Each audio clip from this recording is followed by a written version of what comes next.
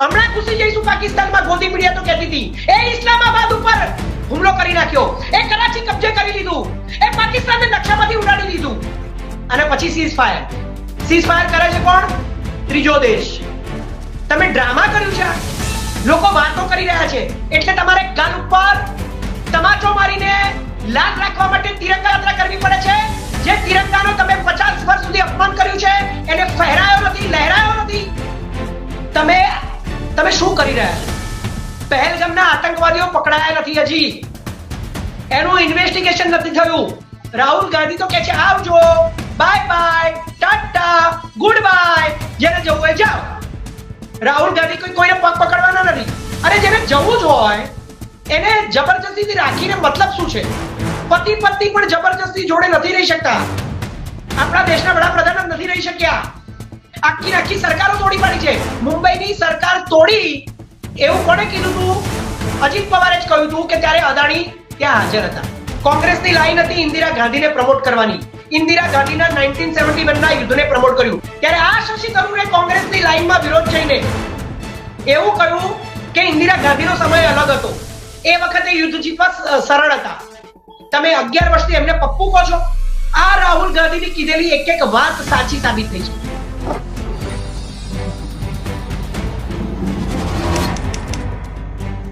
નમસ્કાર, ક્રાંતિ માર્ગથી હું વિમિત કુમાર.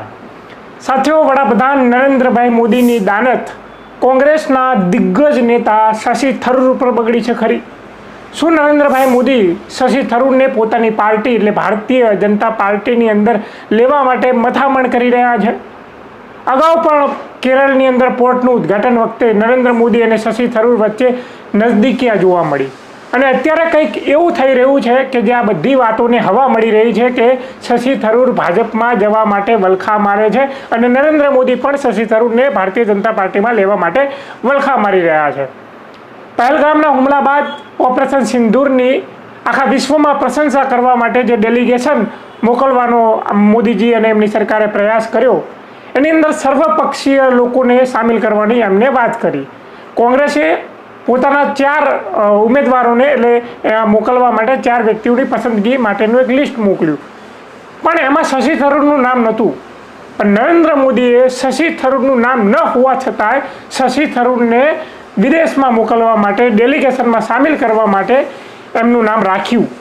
એટલે ક્યાંય ને ક્યાંય શશી થરૂર એ પણ અત્યારે મૂંઝવણમાં છે કે સાલું જવું કે કેમ. પણ એમને પણ સ્પષ્ટ કરી દીધું છે હું દેશ હિત માટે છે એટલે હું અહીંયા જઈશ, વિદેશની અંદર જઈને ભારતનો પક્ષ મૂકીશ. પણ કોંગ્રેસના લોકો પણ ક્યાંય ને ક્યાંય એવું માને છે કે હવે શશી થરૂર ઝાઝા દિવસના મહેમાન નથી. ગગો કેદાળાનું પૈણું કરતો હતો પણ ગગાને દિવસ મળતા નથી કોંગ્રેસ તરફથી, કદાચ એટલે ગગો નથી પૈણતો. શું તકલીફ છે કે શશી થરૂર ભારતીય જનતા પાર્ટીની નજીક આવવા માંગે છે પણ પૂરા એમના થઈ નથી શકતા? આપણે એ બાબતે ચર્ચા કરવા માટે સાગરભાઈ શાહ જોડાયા છે. સાગરભાઈ શાહ કોંગ્રેસના પ્રવક્તા છે. શું સાગરભાઈ, શું કહેશો આ શશી થરૂર જે ગગો કેદાળાનું પૈણું કરે છે પણ પૈણી નથી શકતા? જુઓ, સૌથી પહેલા તો સૌને નમસ્કાર. હવે જે પોતે પરણીને વાંઢો થઈ ગયો હોય એ શશી થરૂરને શી સલાહ આપશે કે ભાઈ જા તું પરણી જા? ચલો, આ તો એક આડ વાત થઈ. આપણી ચર્ચા આ નથી, આપણો મુદ્દો આ નથી. આપણો મુદ્દો એ છે કે કોંગ્રેસે આપેલા 4 નામોને રિજેક્ટ કરીને ભારતીય જનતા પાર્ટીને, ખાસ કરીને મોદી સાહેબે પોતાની રીતે શશી થરૂરને પસંદ કર્યા. એ સૌથી પહેલા તો મોદીની એક કૂટનીતિ છે જે હંમેશા આટલા 11 વર્ષની રાજનીતિમાં કોંગ્રેસને દર વખતે નીચા દેખાડવાની જે એમની પેલી દાનત હોય છે, કૂટનીતિ હોય છે, જેને એક ખરાબ, એક આટલા મોટા પદ ઉપર બેઠેલો માણસ ખુલ્લે આમ વિપક્ષની આવી જ્યારે મજાક કરે ત્યારે આખું વિશ્વ જોઈ રહ્યું છે કે શું થઈ રહ્યું છે ભારતની અંદર. એમાંનો જ આ એક ભાગ છે જે 11 વર્ષથી મોદી સાહેબ કરતા આવ્યા છે, કોંગ્રેસને હંમેશા નીચી પાડવી દેશની સામે, દુનિયાની સામે. પરંતુ થાય છે એવું કે દર વખતે પોતે જ વિશ્વની સામે નીચા પડી જાય છે. પરંતુ પેલું એક કહેવત છે ને આપણી ગુજરાતીમાં, એટલે હું કોઈને એવું નથી કહી રહ્યો પણ હું કહેવતની વાત કરી રહ્યો છું કે કૂતરાની પૂંછડી ગમે તેટલી જમીનમાં દાટો તો વાંકીને વાંકી રે, આ એના જેવું છે. એટલે એમણે 16મી મે એમના મંત્રી કિરણ રિજિજુએ રાહુલ ગાંધીને મલ્લિકાર્જુન ખડગેને પૂછ્યું કે અમે આવી રીતે ડેલિગેશન્સ મોકલી રહ્યા છે ઓપરેશન સિંદૂરના પ્રચાર અને પ્રસાર માટે, કે એનો ઉદ્દેશ્ય શું હતો અને અમે કેટલી સફળતા પ્રાપ્ત કરી. તો એના માટે કોંગ્રેસમાંથી 4 નામ જોઈએ છે અને 4 નામ આપ્યા. એ 4 નામમાં આનંદ શર્માનું નામ છે, પછી ગૌરવ ગોગોઈનું નામ છે, તમે કહ્યું એ પ્રમાણે નાઝીર હુસૈન સૈયદ અને રાજા બરારનું નામ છે. પરંતુ આ બધાને રિજેક્ટ કરી આનંદ શર્માનું એક નામ રાખ્યું એવું સાંભળ્યું છે મેં, પણ એની સામે શશી થરૂરને એમણે સિલેક્ટ કર્યા. એટલે સૌથી પહેલા તો કોંગ્રેસની દેશના પ્રધાનમંત્રીએ આટલા સિરિયસ મુદ્દા ઉપર પણ મજાક કરી છે, તો આને કેટલી હદ સુધી સહન કરી શકાય એ તો હવે એક સવાલ છે. પરંતુ આપણી જે ચર્ચાનો મુદ્દો છે એ નથી. શશી થરૂરની આપણે વાત કરવી છે કે કેમ આટલા અનુભવી હોવા છતાં, કેમ એમને ઇન્ટરનેશનલ લેવલનો આટલો અનુભવ હોવા છતાં વિદેશોમાં જઈ યુએન ની અંદર જઈને સેક્રેટરી બની શકે એટલી જેની તાકાત હતી અને એક વખતે ચૂંટણી લડવા પણ તૈયાર થઈ ગયા હતા, પરંતુ જીતી નહોતા શક્યા, જેમનું ઇંગ્લિશ ઇન્ટરનેશનલ લેવલનું છે, જેમને દરેકે દરેક દેશની અંદર સારા સંબંધો રાખ્યા છે કારણ કે એમણે યુએનમાં કામ કર્યું છે, છતાં પણ કોંગ્રેસે કેમ એમનું નામ ના આપ્યું એના સવાલો આજે ઉદ્ભવી રહ્યા છે, ઉઠી રહ્યા છે. એ તો શશી થરૂર પોતે કહી શકે, પરંતુ જે માનવામાં આવે છે એ દેખીતું છે. જુઓ, જ્યારે તમારી પાસે સત્તા હોય ને ત્યારે કોઈની પરખ નથી થતી. સત્તા હોય ત્યારે તો આખો પક્ષ ને આખા પક્ષના તમામ નેતાઓ તમારી સાથે હોય છે. અરે સામે ઉભેલા નેતાઓ પણ તમારી સાથે આવી જતા હોય છે, જેવી રીતે અત્યારે મોદી સાહેબની સાથે થઈ રહ્યું છે. પરંતુ સાચા માણસની પરખ જ્યારે તમે વિપક્ષમાં હો ને વર્ષો સુધી તમારે જ્યારે વિપક્ષમાં રહેવું પડે ને ત્યારે ખબર પડે છે. કેટલાય લોકો આ 10 વર્ષમાં ગયા છે કોંગ્રેસ છોડીને, મોટા મોટા નેતાઓ ગયા છે. આસામનો તો આખો મુખ્યમંત્રી જતો રહ્યો, હેમંતા બિસ્વ શર્મા. મણિપુરનો મુખ્યમંત્રી પણ કોંગ્રેસનો જ હતો, બરાબર છે. એવી રીતે તમે જ્યોતિરાદિત્ય સિંધિયા લો. પણ રાહુલ ગાંધી માટે મારે આજે વાત કરવી છે કે રાહુલ ગાંધી કેટલા દીર્ઘદ્રષ્ટિવાળા નેતા છે. શરૂઆત થાય છે 2022 થી. 2022માં કોંગ્રેસને જરૂર પડી રાષ્ટ્રીય અધ્યક્ષ ચૂંટવાની, એના માટે ચૂંટણી થઈ રહી હતી. એ વખતે જરૂરી હતું કે મલ્લિકાર્જુન ખડગે જેવો ચહેરો કોંગ્રેસ માટે ખૂબ જરૂરી હતો. 2024ના ઇલેક્શન આવી રહ્યા હતા અને જે રીતનું વાતાવરણ હતું અને જે રીતે રાહુલ ગાંધીએ ભારત જોડો યાત્રા અને ભારત જોડો યાત્રાને બધું કરી રહ્યા હતા, એની પહેલા 2022માં જ્યારે એમને લાગ્યું કે મલ્લિકાર્જુન ખડગે એ અત્યારે કોંગ્રેસની ડિમાન્ડ છે, ત્યારે કોંગ્રેસની અંદર જે લોકશાહી છે એનો લાભ ઉઠાવીને અશોક ગેહલોતે ના પાડી દીધી, એ પણ એક ઉમેદવાર હતા, પણ શશી થરૂરે પોતાની વગનો લાભ લઈને પોતાના પક્ષમાં રહેલા કેટલાક નેતાઓના સપોર્ટના લીધે એમણે ચૂંટણી લડી. ત્યારે જ રાહુલ ગાંધીને ખબર પડી ગઈ હતી. રાહુલ ગાંધી જાણી ગયા હતા કે આ વ્યક્તિથી ડિસ્ટન્સ રાખવું જોઈએ. ભલે એ વફાદાર છે, વર્ષોથી કોંગ્રેસમાં છે, પરંતુ એક દીર્ઘ દ્રષ્ટિવાળા નેતાને એ હાઈકમાન્ડ હોય છે, એમને હાઈકમાન્ડ કોઈ બનતું નથી. 55 વર્ષનો અનુભવ છે નહેરુ ગાંધી પરિવારને. શ્રી જવાહરલાલ નહેરુ દેશના પહેલા વડાપ્રધાન, શ્રી ઇન્દિરા ગાંધી જેને દુશ્મન દેશના ટુકડા કરી દીધા, સોનિયા ગાંધીએ વફાદાર મનમોહન સિંહને 2 વખત વડાપ્રધાન બનાવ્યા અને પોતે પદનો ત્યાગ કર્યો. એમના પુત્ર છે રાહુલ ગાંધી.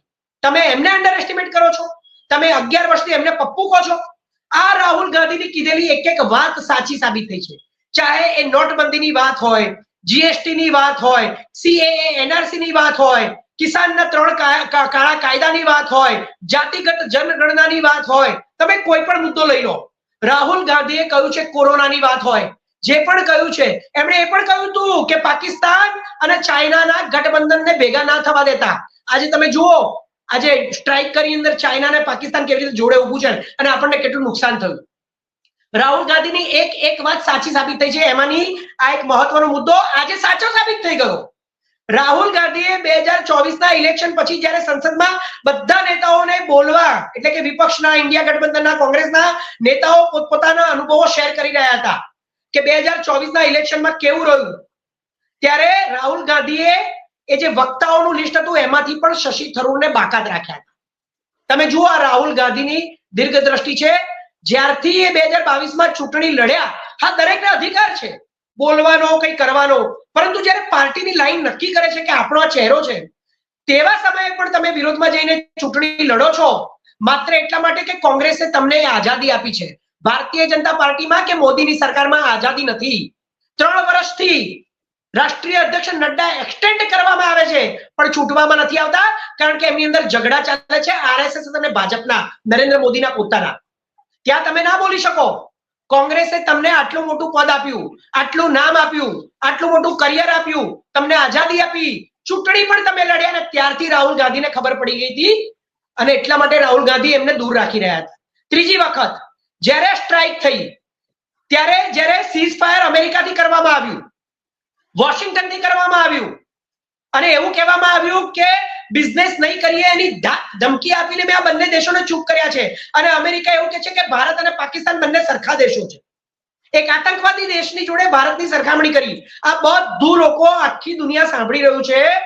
ત્યારે શશી થરૂરને પૂછવામાં આવ્યું, કોંગ્રેસની લાઈન હતી ઇન્દિરા ગાંધીને પ્રમોટ કરવાની. ઇન્દિરા ગાંધીના 1971 ના યુદ્ધને પ્રમોટ કર્યું. આખો દેશ ઇન્દિરા ગાંધીને યાદ કરી રહ્યો હતો. ત્યારે આ શશી થરૂરને પૂછવામાં આવ્યું કે તમારું મંતવ્ય શું છે? ત્યારે આ શશી થરૂરે કોંગ્રેસની લાઈનમાં વિરોધ જઈને એવું કહ્યું કે ઇન્દિરા ગાંધીનો સમય અલગ હતો, એ વખતે યુદ્ધ જીતવા સરળ હતા.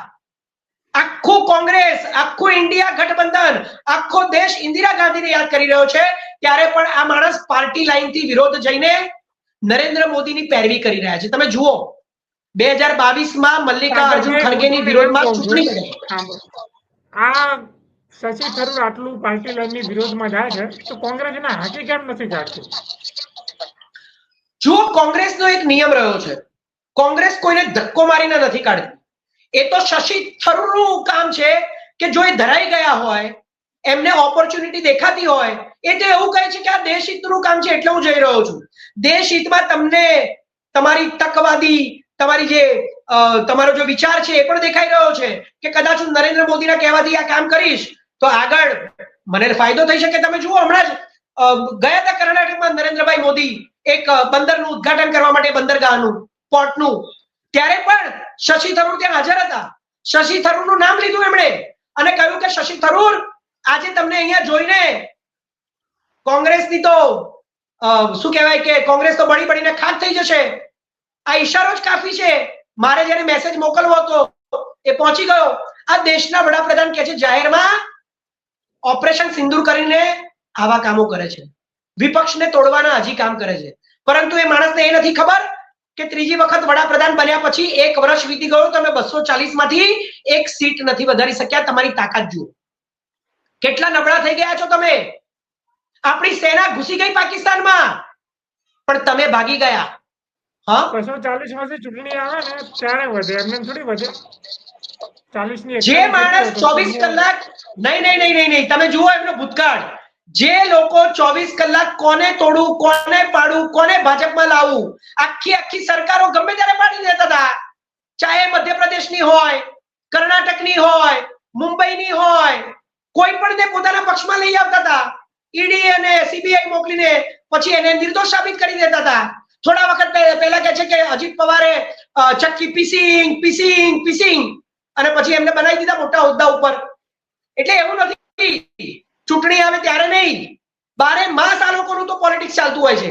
આ લોકો એવું કહે છે કે અમે 12 માસ ચૂંટણી રદ રહીએ છીએ. તોડતા જ રહ્યા છે આ લોકો. વિધાયકો ખરીદતા રહ્યા છે, સાંસદો ખરીદતા રહ્યા છે, આખી સરકારો તોડી પાડી છે. મુંબઈની સરકાર તોડી એવું કોણે કીધું તું? અજીત પવારે જ કહ્યું હતું કે ત્યારે અદાણી ત્યાં હાજર હતા. વિચારો તમે, આ લોકો આખું નેક્સસ છે આ લોકોનું. હવે આપણે વાત કરી રહ્યા છે શશી થરૂરની. એટલે રાહુલ ગાંધીને તો પહેલેથી જ એમના ઉપર શક હતો અને 2022ના ઇલેક્શનથી જ એમણે એક ડિસ્ટન્સ રાખવાનું શરૂ કર્યું હતું. અને તમે જોયું કે દરેક વખતે શશી થરૂરે લોકશાહીની અને ખાસ કરીને કોંગ્રેસની આંતરિક લોકશાહીનો લાભ લઈને દર વખતે કોંગ્રેસની વિરુદ્ધમાં, જેમ પેલી રીતે પ્રમોદ આચાર્ય એ પણ આવી રીતે કેટલાય વખતથી કોંગ્રેસની વિરુદ્ધમાં કોંગ્રેસની અંદર રહીને જ બોલતા હતા. એવી રીતે શશી થરૂરે પણ શરૂ કર્યું છે કેટલાક સમયથી. ભલે નરેન્દ્ર મોદીએ પોતાની જાતે શશી થરૂરને લઈ લીધા હોય પણ એક કોંગ્રેસનું ડિસિઝન તો નથી. કોંગ્રેસના ડિસિઝનની વિરોધમાં જઈને લેવું પડ્યું છે. આગળ શશી થરૂર શું કરવાના છે એ ભાજપ જોઈન કરવાના છે કે નથી કરવાના, એ કોંગ્રેસમાં રહેવાના છે, એ તો બધું શશી થરૂર જ કહી શકે, કોઈ ના કહી શકે. એ તો એ આવે ડેલિગેશનમાં જઈ અને કેવું પરફોર્મન્સ આપે છે અને પછી એમને શું લાગે છે કે મારે કોંગ્રેસમાં રહેવું જોઈએ કે ના રહેવું જોઈએ અને ભાજપમાં જવું જોઈએ, તો શશી થરૂર નક્કી કરશે. રાહુલ ગાંધી કેવી રીતે નક્કી કરી શકે? રાહુલ ગાંધી કેવી રીતે કોઈને કાઢી શકે? રાહુલ ગાંધી તો ચોખ્ખે ચોખ્ખું કહ્યું છે કે જેટલા જવાના હતા ગયા અને જેટલા જવાના હશે એટલા જશે. તમારા લોકોના લીધે તો કઈ મેં ભારત જોડો યાત્રા કરી નહોતી, તમારા લોકોના લીધે તો કઈ હું ભારત જોડો યાત્રા કરી નથી શક્યો. એ તો મેં મારા પોતાના તાકાત ઉપર કરી છે ને દેશની જનતાના પ્રેમના કારણે કરી છે. તો આવા તો કેટલાય નેતા ભારત જોડો યાત્રા પહેલા અને ભારત જોડો યાત્રા પછી પણ છોડીને ગયા છે. તો હજી જવું હોય તો જાઓ. રાહુલ ગાંધી તો કે છે આવજો, bye bye, Tata, good bye, જેને જવું હોય જાઓ. રાહુલ ગાંધી કોઈને પગ પકડવાના નથી. અને જેને જવું જ હોય એને જબરજસ્તીથી રાખીને મતલબ શું છે? પતિ પત્ની પણ જબરજસ્તી જોડે નથી રહી શકતા. આપણા દેશના વડાપ્રધાન નથી રહી શક્યા જબરજસ્તીથી પત્ની સાથે. તો પક્ષના કે પાર્ટીના નેતાને કેવી રીતે રાખી શકાય? એ તો શશી થરૂરે નક્કી કરવાનું છે. રાહુલ ગાંધી કોઈને કાઢતા નથી. જેને જવું હોય એ જાય, અમે એને વેલકમ કરતા નથી. પછી તમે જેટલા સ્ટેપ લીધા એમાં તમને સફળતા નથી મળી, બદનામી જ મળી છે. જોવા શું થયું સ્ટ્રાઇક નું. હમણાં ઘૂસી જઈશું પાકિસ્તાનમાં. ગોદી મીડિયા તો કહેતી હતી એ ઇસ્લામાબાદ ઉપર હુમલો કરી નાખ્યો, એ કરાચી કબજે કરી લીધું, એ પાકિસ્તાનને નકશામાંથી ઉડાડી દીધું. અને પછી સીઝફાયર. સીઝફાયર કરે છે કોણ? ત્રીજો દેશ. તમે ડ્રામા કર્યું છે. અમેરિકા, ઇઝરાયલ, ચાઇના, પાકિસ્તાન અને મોદી સાહેબ લોકો વાતો કરી રહ્યા છે એટલે તમારે ગાલ ઉપર તમાચો મારીને લાલ રાખવા માટે તિરંગા યાત્રા કરવી પડે છે. જે તિરંગાનો તમે 50 વર્ષ સુધી અપમાન કર્યું છે એને ફહેરાયો નથી, લહેરાયો નથી. તમે શું કરી રહ્યા છો? પહેલગામના આતંકવાદીઓ પકડાયા નથી હજી, એનું ઇન્વેસ્ટિગેશન નથી થયું. Security fail, intelligence fail, strike પર સવાલો. સાથીઓ, આ હતા આપણી સાથે સાગરભાઈ, જેમણે એમને પોતાની વાત બાકીથી મૂકી. શશી થરૂર જશે કે કેમ એ તો હવે સમય જ બતાવશે, પણ શશી થરૂર ઘણા સમયથી જવું કરી રહ્યા છે એવા શંકાઓ કોંગ્રેસની અંદર પણ થાય છે. શશી થરૂરના વર્તનના કારણે થાય છે. જોતા રહેજો ક્રાંતિ માર્ગ ઇન્કલાબ જિંદાબાદ.